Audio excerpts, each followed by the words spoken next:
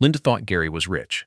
Gary thought Brenda was clueless. But Brenda had already followed the money. She found the condo deposit, the fake financing plan, the attempt to list communist account of collateral, and the joint count Gary to drain before the divorce.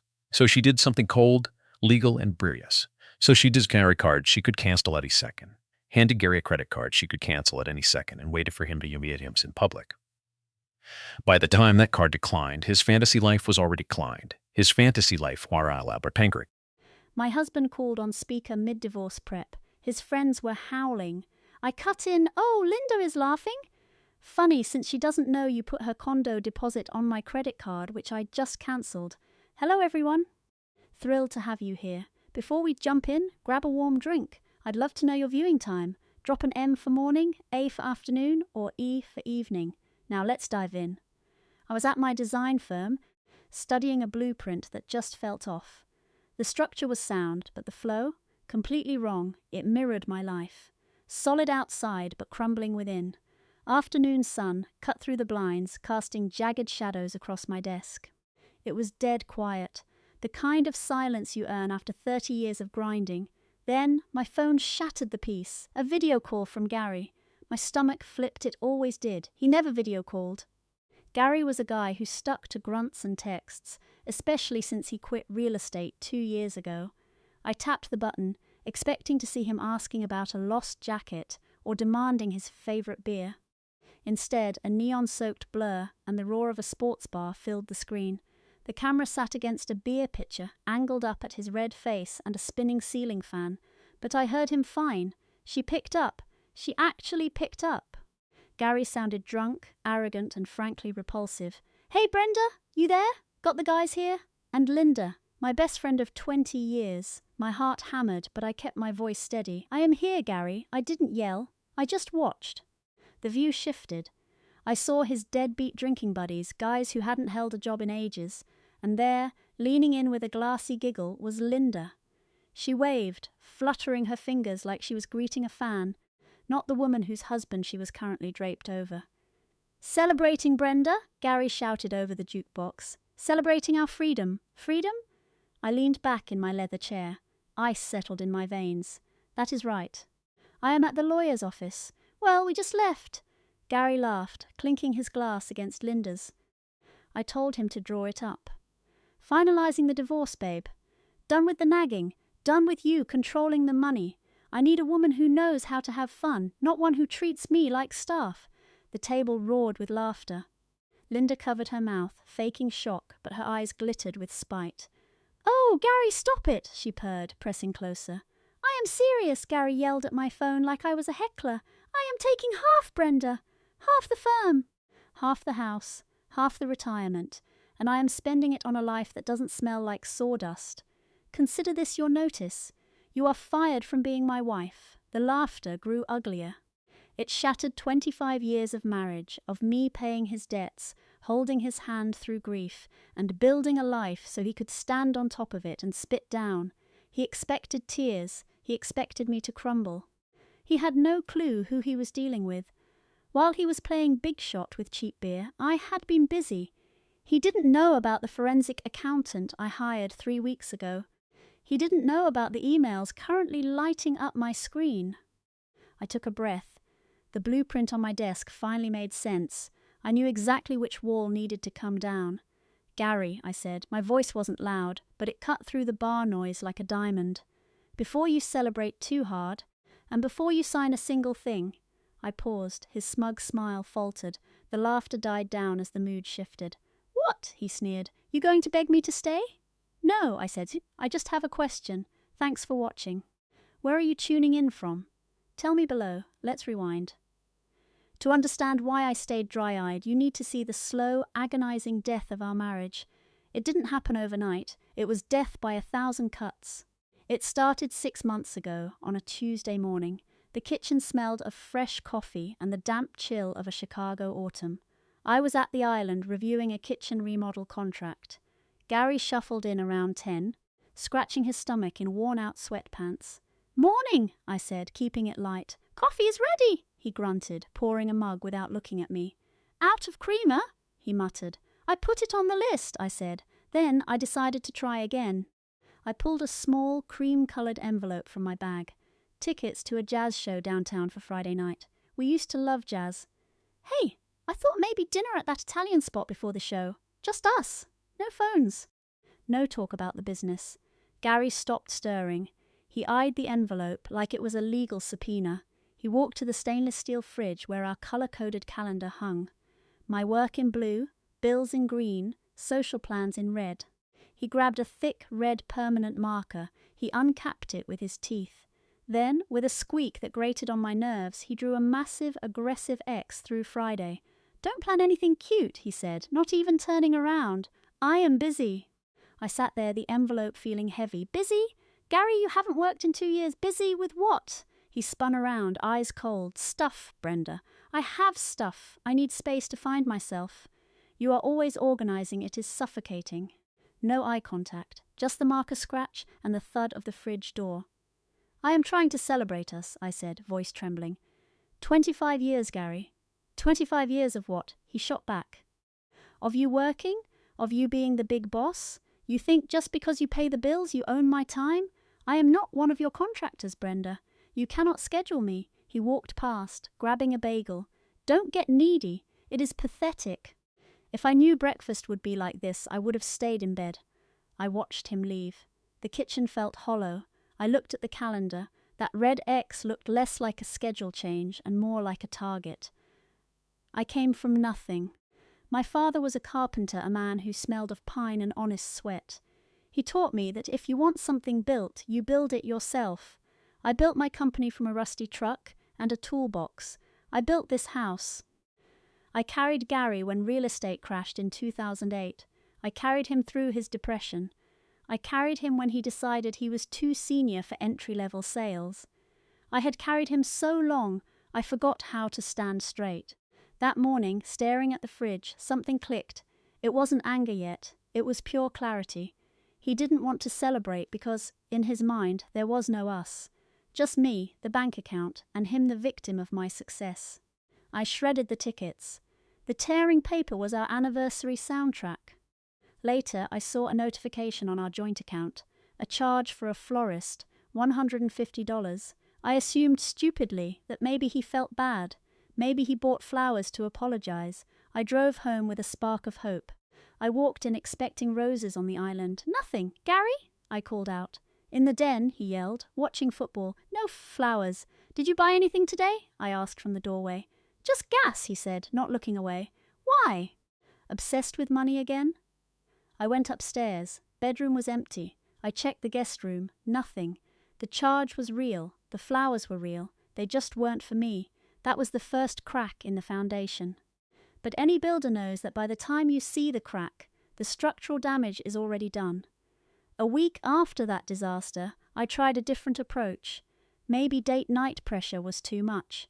Men can be weird about expectations. Or so I told myself. I decided to cook. Gary loved my pot roast, slow cooked for 8 hours. It was comfort food. It was safe. I left the office early, stopped at the butcher, and spent the afternoon in the kitchen. I wanted the house to feel like a sanctuary when he got home. I wasn't just the CEO, I was his wife. I set the table with nice candles, nothing too dramatic. I even opened that cabernet he loves. 6 o'clock passed, then 7. The pot roast was sitting, perfectly warm, in the oven.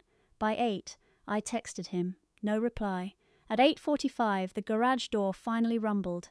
Relief hit me, followed immediately by dread. Which version of Mark was coming home? The man I married or the stranger who kept secrets? He walked in, tossed his keys, and didn't even look my way. He ignored the table entirely. "Hey," I said, stepping closer. "I made roast." He paused, sniffing the air. For a split second, I saw a flicker of hunger, maybe even nostalgia. Then his face went cold. He glanced at the candles and the wine. "I am not hungry," he muttered. "I made your favorite," I said. "It has been cooking all day, Mark." I grabbed a burger with Sam. He lied. I knew it was a lie because he didn't smell like grease or onions. He smelled like cheap, cloying perfume. And underneath that floral scent? The sharp sting of gin. "You smell like a bar," I said, trying to keep my tone steady. He spun around, eyes flashing with sudden rage. "Here we go. The interrogation. Can't a guy have a drink without the 3rd degree? You are suffocating me, Sarah. You are like a prison warden. I am your wife, I said, fighting back tears. I cooked. I just wanted to connect. That is not connection, he snapped, gesturing at the food like it was trash. That is pressure. You do nice things just to hold them over my head later. Like some saint. Making dinner while I am supposedly out living. I see through your games. My heart was pounding. Games? Mark, I just wanted a meal together. You want control, he sneered. You run the office. You run this house. You want to control what I eat and when. I am not hungry. Throw it out for all I care. He stormed toward the stairs. As he brushed past, that scent hit me again. Lilac and musk. Cheap, but unmistakable. Who were you with? I called out. He stopped on the second step without turning. People who actually appreciate me. People who don't treat me like a total disappointment. I don't treat you like that, I whispered, but the bedroom door slammed shut, shaking the floor. I stood in the silent kitchen. The candles flickered, throwing jagged shadows. I felt invisible. I realized this was gaslighting back then. I just thought I was losing my mind. He made kindness feel like a weapon and called me a dictator for wanting respect. He warped reality until truth vanished. I blew out the candles. I took the pot roast and dumped the whole thing in the trash. Hours of effort gone. I wasn't cooking for a husband anymore. I was cooking for a ghost. The man upstairs, smelling of cheap cologne and gin, wasn't the man I married. I slept in the guest room. He never checked on me. By morning, I was drowning. I needed a lifeline, so I called Sarah. We had been friends since our kids were in preschool, bonding over school runs and complaining about the commute. She was always the wild, fun one. Sarah had been divorced 5 years from a guy named Ben, a sweet insurance agent. She used to call him boring, but I think she just meant he was broke. We met at a bistro near my office. I looked like a wreck, but Sarah looked perfect. New silk top, fresh blowout, glowing. "Oh, sweetie," she cooed, grabbing my hand. Her nails were a sharp, aggressive red. "You look drained. Is it the firm? Is the lake house renovation stalling again?" "It is, Mark," I said, my voice cracking. I ordered a black coffee, needing the caffeine to survive. He is acting like a different person, angry. He missed our anniversary. Last night he blew up at me over dinner. He says I am controlling. Sarah sighed, shaking her head. "Oh, Elena, men. They hit these weird phases at his age. It is a midlife crisis without the fancy car because, well, you know, because he cannot afford one," I finished. "Exactly," Sarah said, sipping her Chardonnay. "It was only 11 in the morning. Look, I love you, so I am going to be honest." "You are a lot to handle." I blinked. "Excuse me?" "You are a powerhouse," she said with a quick, tight smile. "That is why we are friends. But for a guy like Mark, feeling emasculated, it is rough. You run the company, you pay the bills. He feels like a guest in his own life. Maybe you are suffocating him. It felt like a slap." My best friend was taking his side. "So, what do I do?" I asked. "Stop working? Go broke?" "No, silly," Sarah laughed. "Just loosen the reins. Stop asking where he is. Stop tracking his spending. Let him have secrets. Let him feel like a man. If he is out late, let him be. If he spends money, let him. You are rich, Elena. I am comfortable because I work 80 hours a week." I corrected her. "Exactly," Sarah beamed. "So, let him enjoy your success. It might save your marriage. Stop being the boss. Be the fun wife." She leaned back, swirling her drink. A scent drifted across the table, lilac and musk. I froze. It was faint, mixed with coffee and fries, but it was there. The exact same smell on Mark's jacket. "That perfume," I said, heart racing. "It is lovely. Is it new?" Sarah S.'s smile did not waver, but her eyes darted away. "Oh, this? Yeah, just something cheap I grabbed at the mall." "It suits you," I said, my brain spinning. "Thanks." She checked her watch. "Oops, gotta run. Real estate showing." She stood up, tossed a 20 on the table and hugged me. "Listen, Elena, back off. Let Mark breathe. Stop checking the bank accounts. Trust me." I watched her walk away, a bounce in her step. Stop checking the accounts. That was her advice. The woman I trusted told me to ignore my husband's absence and his spending, and she smelled exactly like the friends Mark was supposedly with. I sat there as my coffee went cold. I was not just fighting for my marriage anymore. I was walking into a trap, and my best friend was not holding a lifeline, she was helping dig the pit. "Trust you," I whispered to the empty chair. Not a chance. Instead of going back to work, I drove straight to my accountant. If Sarah wanted me to stop looking at the numbers, it was a massive red flag. My accountant, Dave, is a solid guy. He wears suspenders and gets genuinely pumped about tax loopholes. When I stormed into his office unannounced, he turned pale. "Elena?" He stood up, knocking papers everywhere. "Is everything okay?" "The tax office? I do not know, Dave. You tell me," I said, sitting down. "I want to see the personal accounts, the joint checking, the savings, and the card I gave Mark 3 years ago." Dave hesitated, adjusting his glasses. "Elena, you know I usually email those. Mark said he was handling the reviews with you at home. Mark said that, did he?" My voice was cold, but my blood was boiling. He lied. "Pull them up." Now, Dave typed, then turned the monitor toward me. It was a disaster. I know my balance sheets. I know what cash flow looks like. This was not a business, it was a hemorrhage. "Start explaining," I said, pointing at a long list of transactions. "Well," Dave stuttered, sweating. "These are cash withdrawals. ATM limits were hit almost daily for 2 months. 500 here, 300 there. It adds up to $12,000 in cash." 12 grand? Mark did not gamble. Where was it going? "And the credit card?" I asked. Dave clicked another tab. Things just got darker. Charges for a fancy downtown steakhouse, $300 a pop. I had not eaten there all year, yet Mark was living it up. Then, hotel charges, the Regency, the Hilton. "Why hotels in our own zip code?" Dave whispered that Mark marked them as business networking. I snapped. Mark did not even have a business. My stomach turned. A recurring charge for a legal group? And a retainer for a high-end firm? Dave looked confused, thinking we were updating our wills. I realized the truth in a heartbeat. It was a divorce lawyer. Mark was using our money to fund his exit strategy. He was eating steaks, sleeping around, and buying jewelry for a mistress, all while using my paycheck to hire the man who would take me down. I pointed to a pending charge, a $5,000 deposit for a luxury condo. He was moving out. Dave looked pale, stammering that Mark told him it was for a surprise investment. He manipulated us both.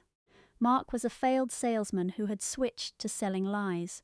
I told Dave to print every single receipt. I needed to see the full scope of this betrayal. I watched the printer churn out my life in receipts. I needed a trust account for my niece today, move every liquid asset I could. Dave warned it would drain our joint account, but I did not care. I needed to act before Mark caught on. I left that office with a stack of proof thick enough to break his neck. The numbers confirmed it. He was stealing, he was cheating, and he was not alone. The scent of lilac and musk came back to me. Sarah, my best friend. My gut twisted this was a conspiracy between my husband and the woman I trusted most. I sat in my car, staring ahead. "You want a war?" "You just declared one on the wrong person." The next few days were a blur of acting. I cooked, I chatted, and I watched him lie to my face while he scrolled through his phone. He kept talking about fake leads on a duplex. He was texting her, obviously. I started checking his truck's odometer. 50 miles a day enough to reach her apartment complex. Then a massive thunderstorm hit on Thursday. Mark came home soaked, claiming he had a flat tire on the highway. I checked his hands, perfectly clean. Not a single smudge of grease. You do not change a tire in a downpour without getting dirty. I handed him a towel, waited for the shower to turn on, and ran to his truck. The smell of that same perfume was thick in the cab. I shined my flashlight on the floor mat. Muddy footprints, small ones, a woman's size 7 boot. I wear a 9. I checked the gap between the seat and the console. Things always fall there, secrets included. My fingers brushed something sharp. I pulled out a pearl drop earring with a custom gold setting. My breath hitched. I knew this earring because I had bought it for Sarah's birthday last year. She swore she would never take them off. Well, she had certainly lost one in my husband's truck. I sat in that truck while the rain hammered the roof like gunfire. It was not just a hunch anymore. Mark and Sarah, the two people I trusted, were laughing at me while spending my money. I wanted to scream, but I remembered the lawyer's retainer. I could not blow my cover yet. I tucked the earring into my pocket, wiped the mud away, and walked back inside, dripping wet. Mark was at the bottom of the stairs, looking suspicious. I told him I was just checking the gutters. He rolled his eyes at my supposed obsession with home maintenance. I went to the kitchen to fix his tea, watching him smirk at his phone. "Drink up, Mark. You think you are winning, but I just found the evidence that is going to bury you." I did not sleep a wink. I needed a shark, so I drove to that firm first thing, the exact firm Mark had paid a retainer to. But Mark was lazy. He had paid online but had not signed the conflict paperwork. I walked straight to the receptionist and told her I was the one who actually paid their fees. 10 minutes later, I was sitting across from the lead attorney. He was sharp, with eyes like a hawk. I slid the bank statements across his desk. He confirmed Mark had paid, but since no official engagement letter existed, he was not technically his client yet. I smiled. I wanted to hire him before Mark could. If I signed with this firm, they were conflicted out of representing my husband. We spent hours mapping out our strategy. Every dollar Gary blew on his mistress was marital property he'd have to pay back. We were going to claw back every steak dinner and hotel bill from his share. I wanted him out, but my lawyer insisted I needed proof of his volatile behavior. He told me to record the outbursts. Audio recording laws were tricky, but video in my own home? That was fair game. The trap was set. Now I just had to watch him walk right into it. Install cameras, record his rage. If he threatens you, we file for an emergency protective order and have the sheriff haul him out. Done. Henderson leaned in close. You also need a private investigator. You know about the affair? But you need proof, irrefutable proof. Not just a misplaced earring. We need photos, dates, and times. If he is buying property with your money, we will crush him in court. He slid a business card across the desk. Hank Miller. Investigations. He is pricey, but he gets the shot. I met Hank at a diner later. He looked the part, worn leather jacket and tired eyes. "Husband?" he asked before I even sat down. "Husband and best friend," I corrected. Hank raised an eyebrow, the double-header. "Give me the details. I spilled everything. The addresses, the times Gary vanished." "I need to know their plans," I said. "It is not just sex. They are spending big money." "I will put a tracker on his car," Hank said. "If your name is on the title, it is legal." "It is," I said. "I paid for the truck. Then we are golden." "Give me 3 days. I will get you a full report." Driving home, a strange calm set in. For the first time in months, I wasn't afraid. I had a team, a lawyer who knew the law, a detective who could dig up anything, and the advantage of surprise. I stopped at an electronics store and bought 3 nanny cams disguised as chargers and smoke detectors. I set them up in the kitchen, living room, and hall, syncing them to a secret app. When Gary came home yelling about the heat, I watched him from the laundry room. "Smile, Gary! You are on candid camera!" 3 days later, Hank called. "Meet me at the diner. You need to see this sitting down." My stomach knotted. Knowing is one thing, seeing it in glossy photos is another. Hank pushed a manila envelope across the table. "It is worse than you thought." I opened it. The first few photos were standard. Gary and Linda walking into a motel, his hand on her back, her laughing. They looked happy. That hurt, like a real couple, not 2 people tearing my family apart. "Keep going," Hank said. The next batch was from yesterday. Not a motel, a luxury condo complex downtown, the Lakeside Towers. They spent 2 hours there with a high-end realtor. I ran the plates. She sells properties starting at $500,000. There was a photo of them on a balcony. Gary pointing, looking like a king, with Linda leaning on his shoulder. Then, the kicker. Hank tapped the last photo a shot through a coffee shop window. They had papers spread out. "I have a long lens," Hank explained. I squinted at the image. A financing application. Under assets, a list, my business share. "Our home equity, the joint retirement fund. He is listing my company as collateral," I whispered, my hand shaking. "He thinks he owns half of it. He is counting his chickens." Hank agreed. "But look at the borrower." I looked. "Linda Miller, she is on the application." They are not just hooking up, Brenda. They are building a portfolio on your divorce settlement before you even file. "Can they do this?" I asked. "Not legally," Hank said. "This is fraud. Bank fraud if he signs it." I stared at the photos. The betrayal went deeper than the affair. This was theft. Linda wasn't just stealing my husband, she was helping him carve up my life's work. They were planning a penthouse life paid for by my sweat. "There is one more thing," Hank said, hesitating. "I have audio? I used a parabolic mic. Play it," I said. Hank put an earbud in my ear. I heard the wind, then Gary S. voice, clear as day. "Don't worry, babe. The old hag is clueless. She is so desperate to keep me she is cooking roasts and buying tickets. I will string her along until the bonus check clears. Then I file. We take the cash, and she will be working until she is 80 to pay me alimony." Linda laughed. "You are so smart." "The old hag," I repeated, pulling the earbud out. A cold calm settled over me. It replaced the hurt. It replaced the anger. It was pure distilled hatred. "You okay?" Hank asked. "Better than okay," I said, packing the photos away. "I have everything I need." "What is the play?" Hank asked. I stood up. "He wants to treat me like a fool? Fine. Let him think he is winning. I am going to let him walk right off the cliff he built." I paid Hank and drove home, visualizing Gary's greedy face. "You want a performance, Gary? You got it." I walked inside. Gary was on the couch. "Hey," he grunted. "Hey, honey," I said, forcing a smile. "I have been thinking. Maybe you are right. I have been too controlling with the money. Let us talk about giving you more access for investments." Gary sat up, eyes lighting up with greed. "Really? Really? I lied. Let us talk over dinner." The trap was set.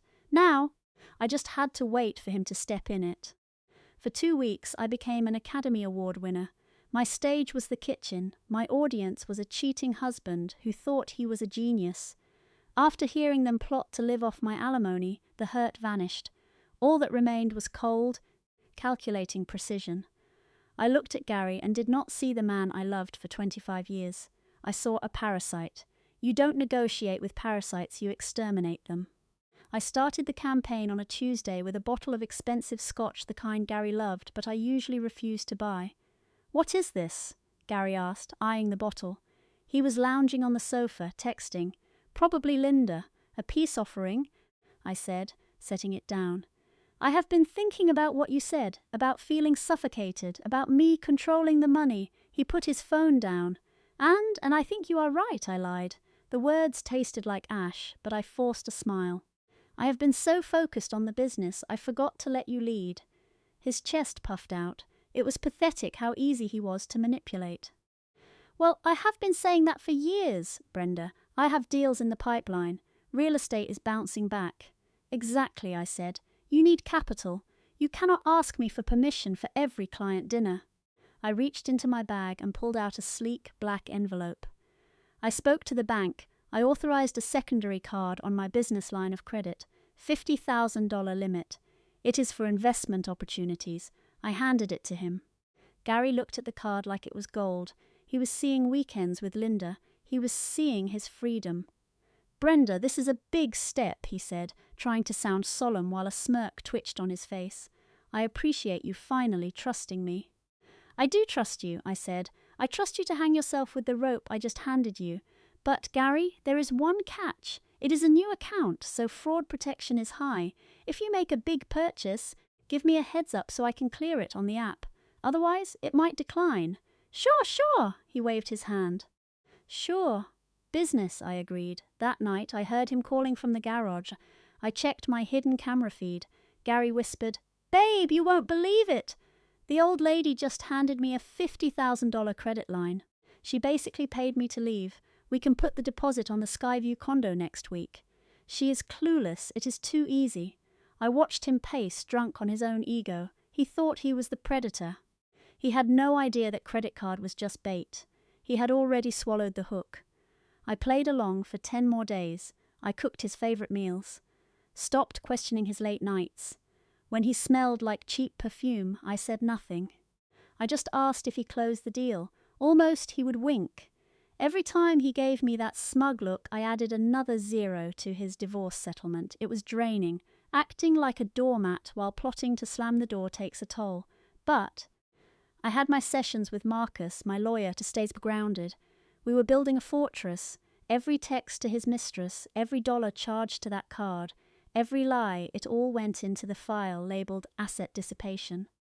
Gary thought he was launching a surprise attack. He was actually marching into an ambush. "Just a few more days," I told my reflection. "Hold it together, Sarah. The ending will be perfect. While Gary window shopped for his new love nest, I executed a financial move that would stun a hedge fund manager. Divorce is about liquidity. Cash is king. Gary had access to our $80,000 joint account, our emergency fund. If he filed first, a judge would freeze it. Or worse, he would drain it, claiming living expenses, and I would spend years fighting to get it back. I refused to let that happen.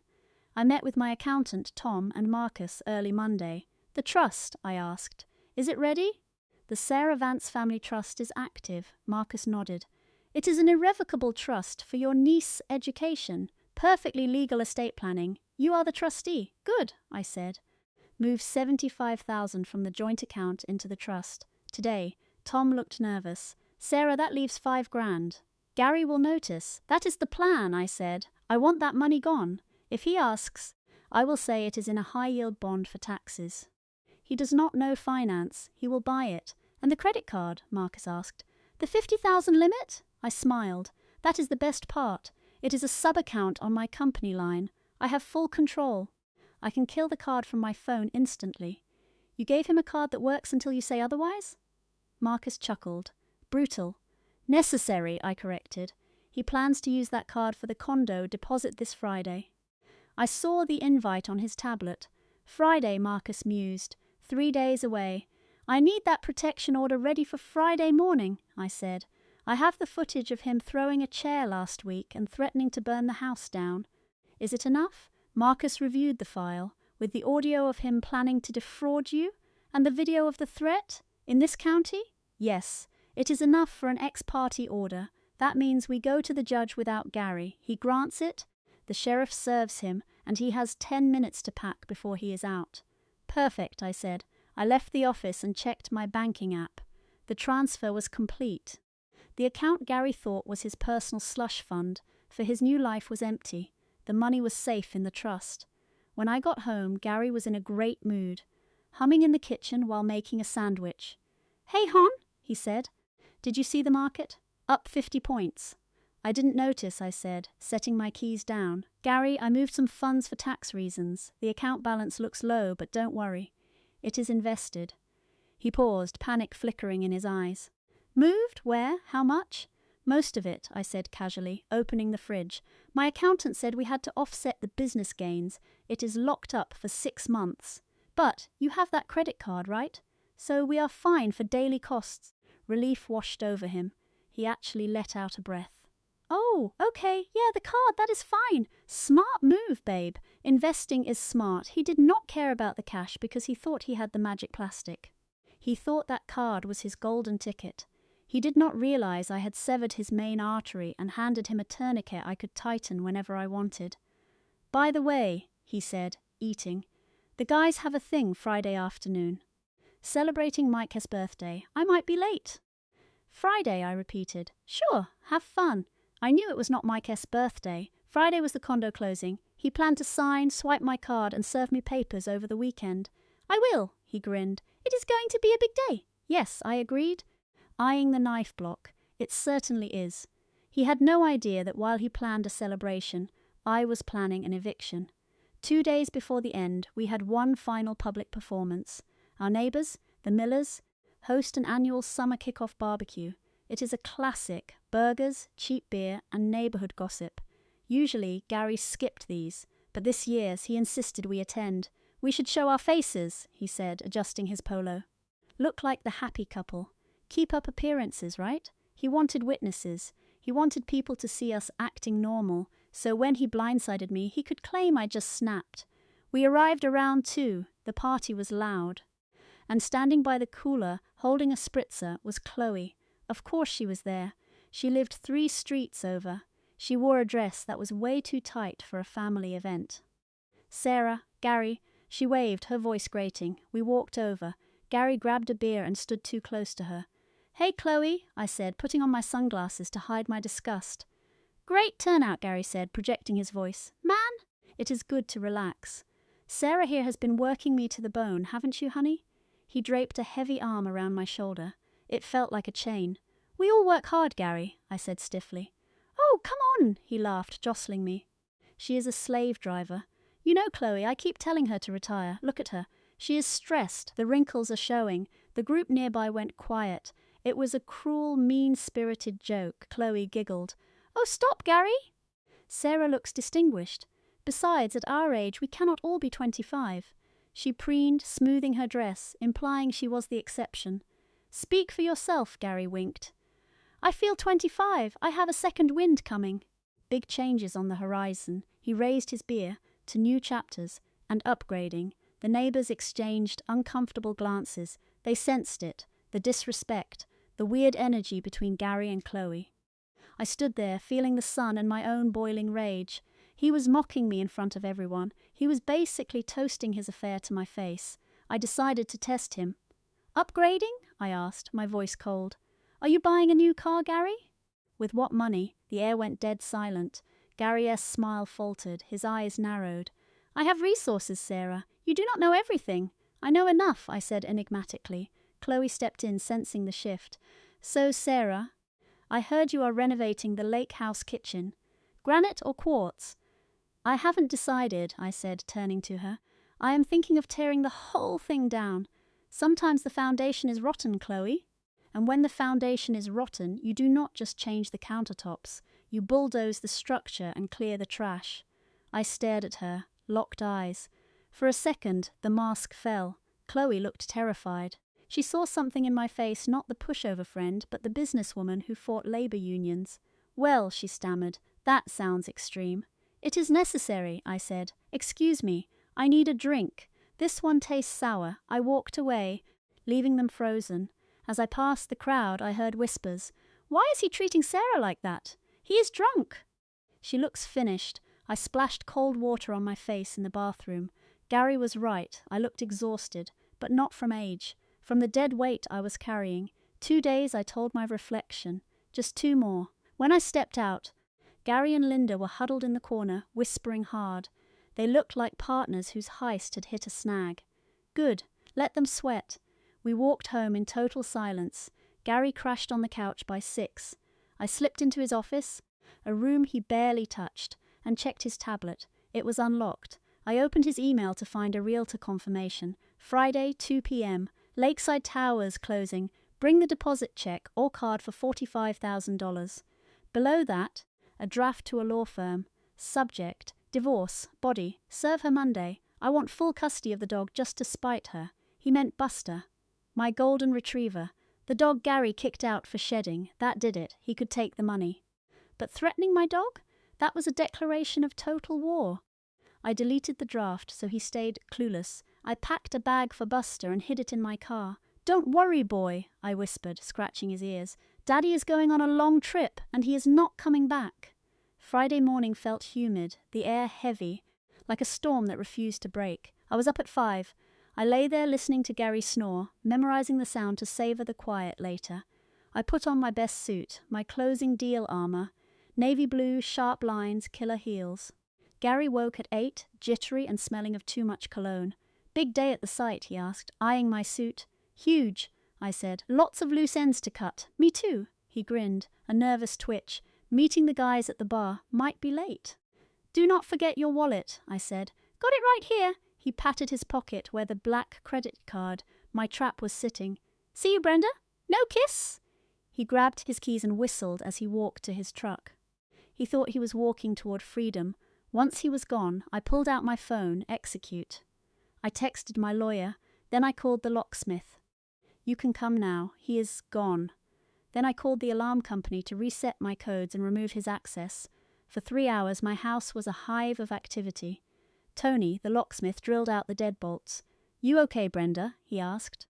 Never better, Tony, I said. Use the reinforced ones. Inside, I was trashing his life. I grabbed heavy-duty contractor bags and swept his clothes, hangers and all, straight off the rack. His shoes, his magazines, his toiletries. Everything went into the bags. I dragged 6 of them to the curb. It looked like trash day, but it was really a spiritual cleansing. At 11:30, my lawyer called. The judge signed the emergency protection order, he said. Threats of violence are on record. The sheriff is on standby. If he tries to enter, he gets arrested. Thank you, Arthur, I said. Also, he added, we filed for divorce. Told him to go to the house. I wanted him to see the new locks. At noon, my phone pinged.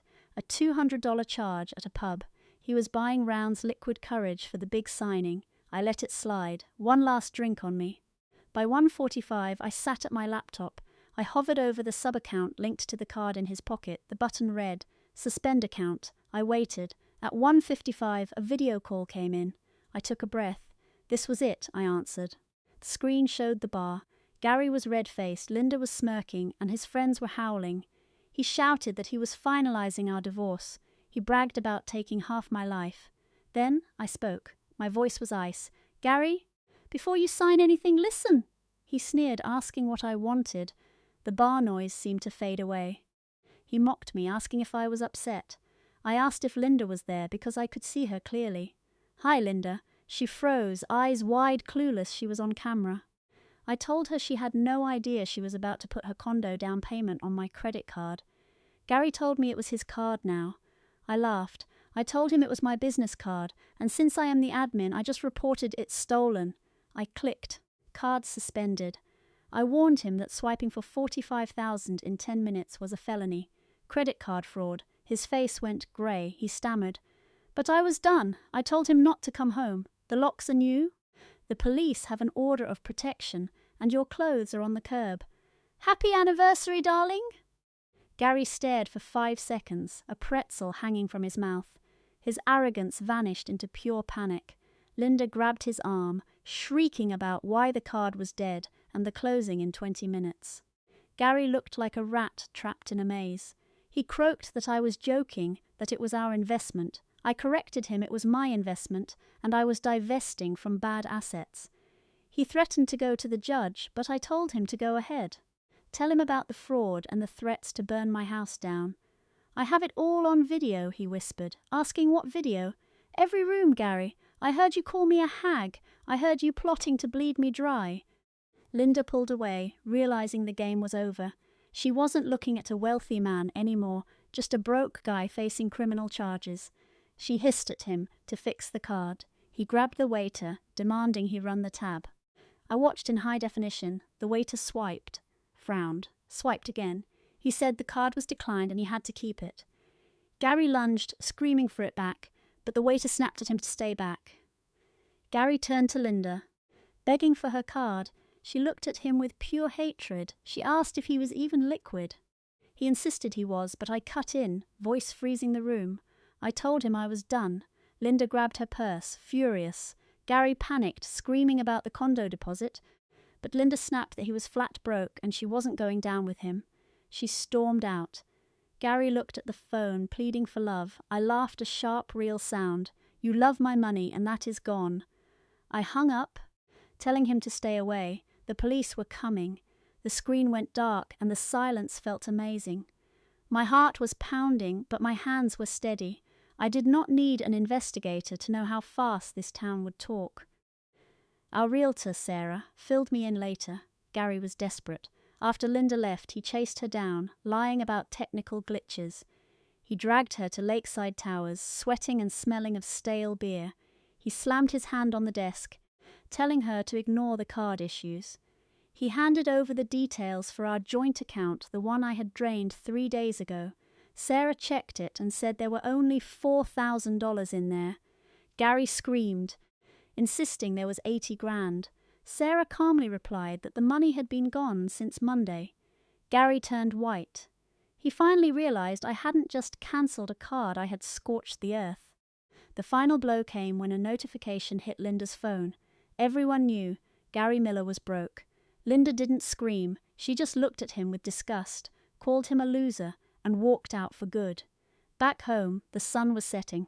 I stood behind the curtains. My phone buzzed a security alert. A taxi pulled up. He stumbled out, staring at the house. His house, my house. He saw the 6 black trash bags lined up on the curb like soldiers. He kicked one, spilling a golf shoe. He just stood there, staring at the front door. He stormed up the stairs, face purple with rage. He shoved his key in. Nothing. He slammed his shoulder against the wood, but the new deadbolt held fast. "Open the door!" he screamed. "I live here!" I stayed silent. He grabbed a patio chair to smash the glass. I tapped my screen. "Police," I said clearly.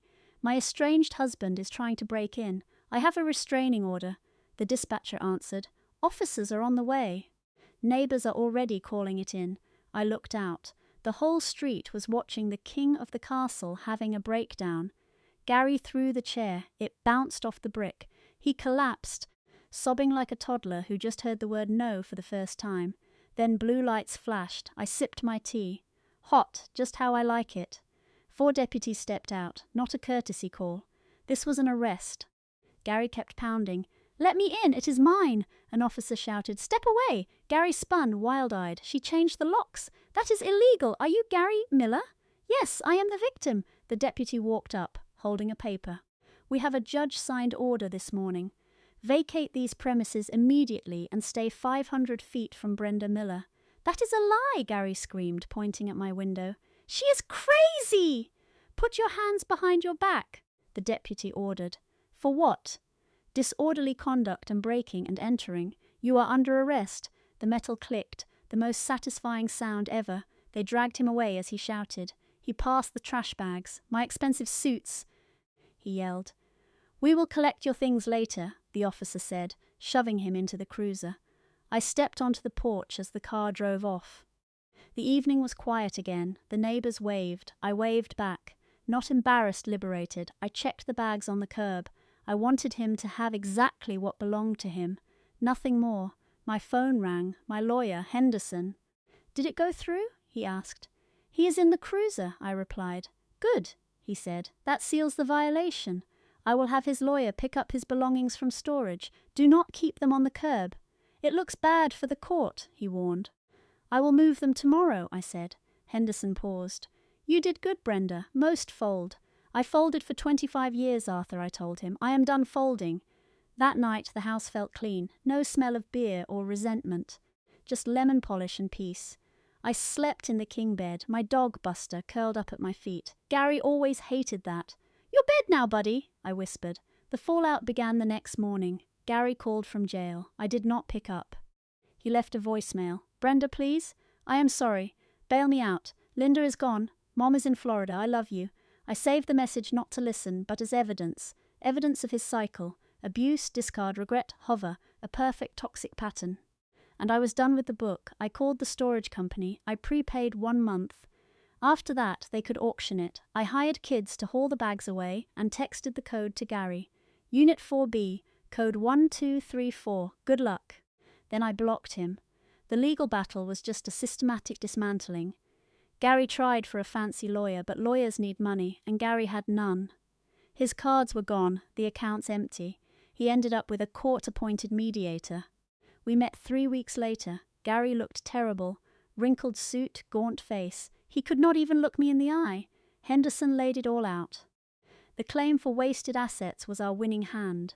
My attorney told the mediator, "Mr. Miller spent $40,000 of our savings on his mistress, Sarah, over 6 months.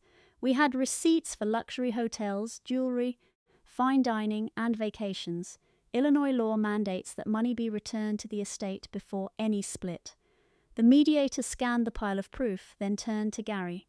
"Is this true?" Gary stammered, claiming we were mentally separated. The mediator snapped, "The marriage ends when a judge says it does. You owe the estate $40,000. Next came the business valuation. Gary demanded half of my design firm. "I helped build that," Gary argued. "I gave her advice." Henderson cut him off. "We have tax returns showing 0 financial input from you. We have sworn statements from my staff saying you never worked a day. And we have recordings of you plotting to ruin the company. No judge will hand you shares in a business you tried to sabotage." Gary collapsed in his chair, watching his imaginary payout vanish. The final settlement was brutal for him. I kept the house. I kept 100% of my company. I kept my retirement and the trust. Gary got his truck, which I paid off just to be rid of the loan, his clothes, and a $20,000 cash payout. That was his share of the home equity minus the $40,000 he blew on Sarah and the legal bills he caused, $20,000. That was his total after 25 years. It would barely cover a year of rent. "That is not fair." Gary cried. "Fair?" I looked up. "Fair would be paying for the years I spent supporting a man who resented my success. This is not fair, Gary. This is mercy. Sign. His hand shook as he signed. Leaving the courthouse, Gary tried to corner me one last time. Brenda, what do I do now? Where do I go? You are a man of vision, Gary, I said, throwing his own words back at him. I am sure you have big ideas waiting. I put on my shades and walked to my car without looking back. You might wonder about the lovebirds. Karma is real. It is a boomerang, and when you throw it hard enough, it comes back fast. Sarah did not just lose Gary. She lost her social status. Reputation is everything in these suburbs. Once the truth came out, and I made sure the right version spread, that Sarah tried to scam a friend and ended up with a broke, homeless lover, the doors slammed shut. She was kicked out of her book club, uninvited from every gala. Even the local realtors stopped talking to her. She became radioactive. She texted me 2 months later, begging for coffee and claiming Gary manipulated her too. I did not block her right away. I just replied with one photo. A pile of trash bags on the curb. This is where garbage belongs, Sarah. Never contact me again. Then I blocked her. I heard she moved to a small town in Wisconsin to live with her sister. Good riddance.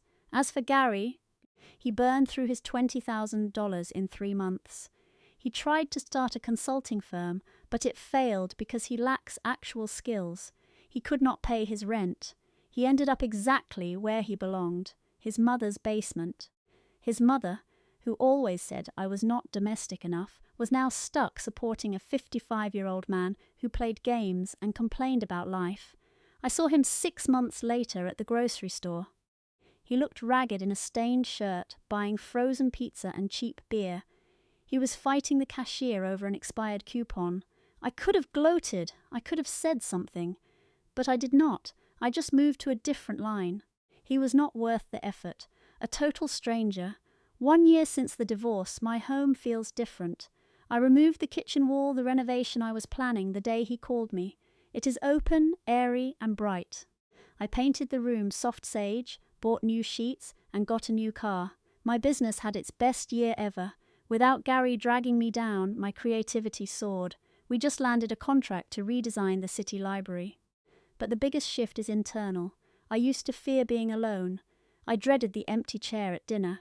Now that chair represents peace, a life where no one lies to me, steals from me, or makes me feel small. I joined a hiking club and started pottery classes on Thursdays. My hands are finally covered in clay instead of receipts. Last week, I met a man hiking. His name is Robert, a retired architect. He asked me for coffee, saying he was not looking for a banker or a nurse, just good conversation. We split the bill. It was the most romantic thing I have felt in decades. I do not know where it goes, and I do not care, because for the first time I am whole on my own. I am in my garden now, writing this. My dog is chasing butterflies near the hydrangeas. The sun is setting over the life I reclaimed. If you feel that knot in your stomach or walk on eggshells, trust your gut. Check the numbers and never be afraid to change the locks. You are the architect of your own life. Do not let anyone else hold the pen. Thank you for listening. If you enjoyed seeing justice, please share this with a friend. Stay strong and remember, the best revenge is a life lived well. Looking at Brenda's journey, we see more than victory over betrayal. We see a powerful awakening of self-worth. Her story reminds us that kindness should never be mistaken for weakness, and silence is often the sharpest strategy for someone taking their power back. True dignity is not about never falling. It is about the courage to stand up, dust yourself off, and demand the respect you deserve. We teach people how to treat us by what we allow. Let this be a testament that you are the architect of your own happiness, and it is never too late to clear out the toxicity to build a future that honors who you are. If you found this lesson on resilience valuable, please share your thoughts or comment good below. We appreciate your engagement and look forward to the next story.